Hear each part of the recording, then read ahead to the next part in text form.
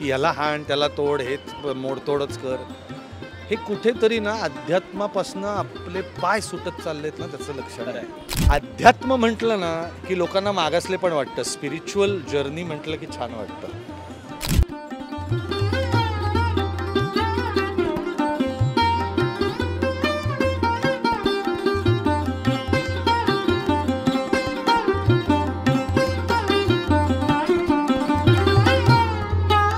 अभंग तुकाराम या सिनेमाचा आज म्युझिक लॉन्च सोहळा होता.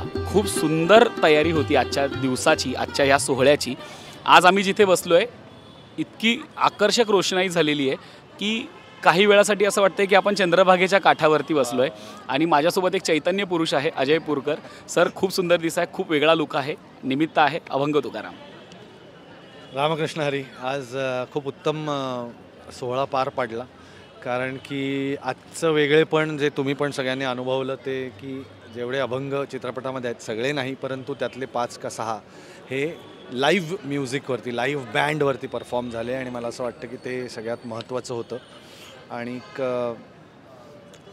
पूर्ण सोहळाच मध्ये मध्ये घडलेल्या प्रसंगांमुळे आणि त्या अभंगांमुळे हा खूप लोकांना भावला.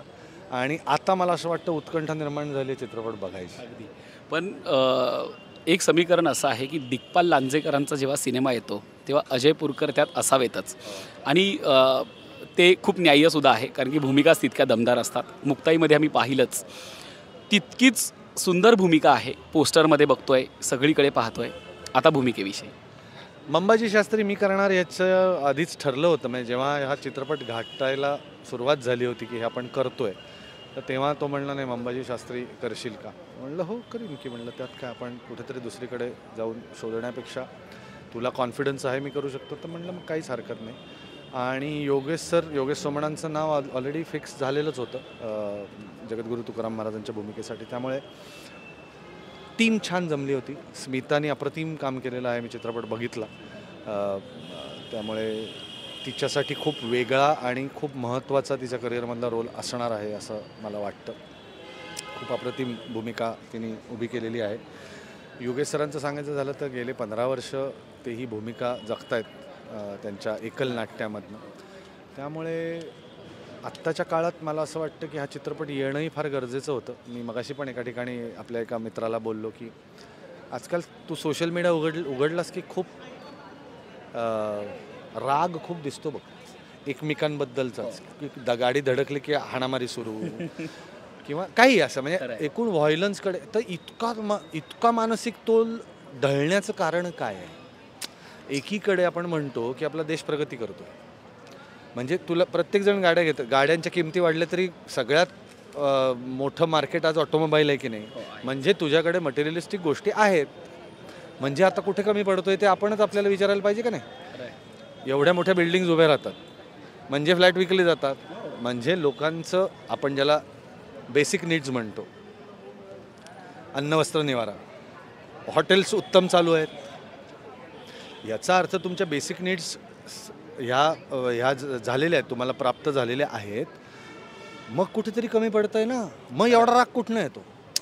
तुला जी गोष्ट हवी ती एकदा मिळाली तुला की तू शांत झाला पाहिजेस का ॲग्रेसिव्ह झाला पाहिजेस, माझा हा विचार होता. अगदी मिळालं ना तुला, मग शांत राहा ना, आनंद उपभोग ना त्याचा, की अरे माझ्याकडे छान गाडी आहे, माझ्याकडे छान मोठं घर आहे, छान कुटुंब आहे.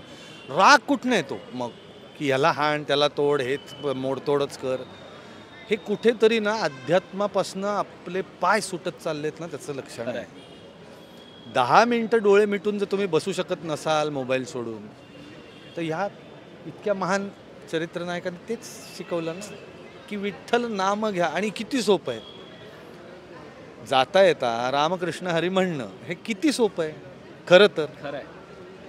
म्हणजे मी त्या लेवलला जाऊन विचार केला की खरं तर किती सोपं आहे. आणि ते सोपं आहे ना म्हणूनच लोक इग्नोर करतात, की त्यांना अवघड केलं तर जास्त जरा आम्ही काहीतरी केलं असं वाटतं.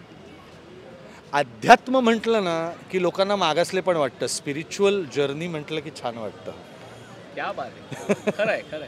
आणि मला असं वाटतं की तुकोबाराय असतील, ज्ञानोबाराय असतील, सगळ्यांनी म्हणून सांगितलं की ह्या नामाचा मार्ग खूप सोपा आहे, फक्त तो आपण म्हणजे आचरत नाही किंवा त्याचं नाम जप करणं म्हणजे काय, त्यांचं अपेक्षित काय आहे हे जेव्हा तुम्ही करून बघता तेव्हा तुम्हाला जाणवतं की तुम्ही शांत व्हायला पाहिजे.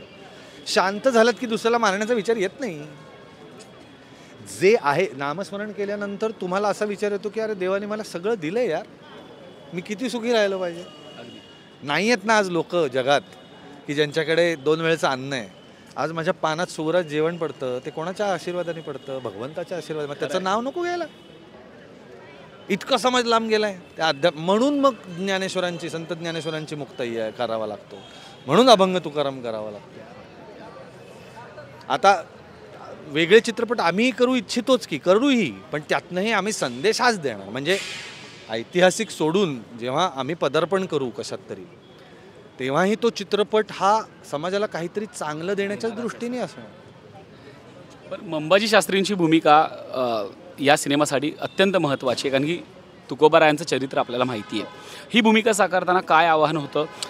आपण म्हणतो ना की कधी कधी एक पायरी आपण वर गेलो तर त्याची एक वेगळी उत्कटता वाढू शकते, एक पायरी खाली आलं तर ते कदाचित वेगळं वाटू शकतं. समतोल साधणं हे फार महत्त्वाचं आहे आणि मला त्याविषयी ऐकायचं आहे की ती भूमिका साकारताना समतोल कसा साधला या भूमिकेचा, किंवा काय म्हणतात त्या भूमिकेचा प्रवास.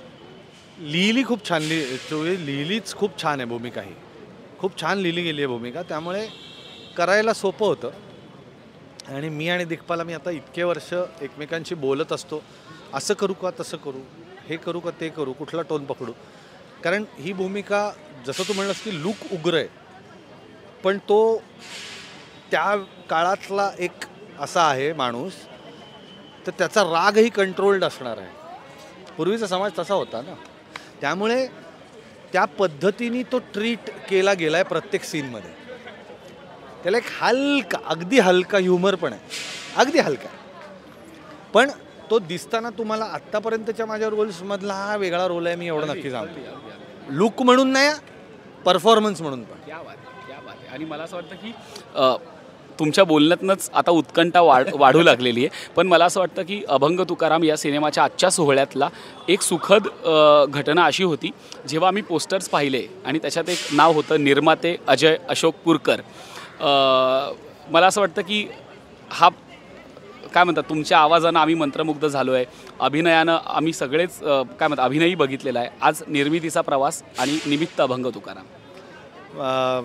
चित्रकथी क्रिएशन्स ही माझी कंपनी मी सुरू केली, आणि जेव्हा मला दिग्पालने विचारलं, कारण की आमच्या चर्चा चालू होती, त्यालाही माहिती होतं निर्मिती संस्था चालू केलेली आहे वगैरे, तर त्यांनी मला जेव्हा विचारलं तुला आवडेल का याचा भाग व्हायला, मी म्हणलं अरे माझ्या निर्मिती संस्थेसाठी या चित्रपटाच्या इतकं चांगलं काही असूच शकत नाही. किती शुभ शकून आहे. जगद्गुरू तुकाराम महाराजांचा चित्रपट हा माझ्या निर्मिती संस्थेतनं मी एक त्याचा भाग असावा, ही किती छान आहे, भाग्याचं लक्षण आहे म्हणलं. म्हणून मी लगेच हो म्हटलं. आणि जसं मी अनेक वर्ष त्याचं काम करण्याची पद्धत दिग्पालची बघत आलेलो आहे, त्याला येणाऱ्या अडचणी बघत आलेलो आहे, तो त्याच्यावरती कशी मात करतो हे बघत आलेलो आहे, तेव्हा असं वाटलं की हे मलाही करायचं आहे. त्याला मदत म्हणून नाही, पण ह्याचा एक भाग मलाही व्हायचा आहे, सो दॅट की ही स्मूथ अजून कशी करता येईल प्रोसेस. त्याला येणाऱ्या अडचणी ह्या मलाही येणार आहेत ना निर्माता म्हणून, तर त्या दोघांनी मिळून कशा सोडवायच्या त्याचा विचार करू. आणि त्याच्याकडनं खरं सांगायचं तर हे सगळे 5-7 चित्रपट जे त्यांनी केलेले आहेत त्याच्यातनं मी खूप शिकत गेलेलो आहे. ह्या चित्रपटाच्या निमित्ताने अजून आत डीपमध्ये घुसून शिकलो निर्मिती कशी करायची ते. कारण सगळ्यात महत्त्वाचं आणि सगळ्यात अवघड डिपार्टमेंट प्रोडक्शन. नट येतो, नटाचं काम सगळ्यात सोपं. नट येतो, तोंडाला मेकअप करतो, आहेत ते डायलॉग्स बोलतो, अभिनय करतो आणि तो निघून जातो. नंतर त्या चित्रपटाचं काय होतं ह्याचं त्याला देणं घेणं नसतं, कारण त्याचं मानधन त्याला मिळालेलं असतं.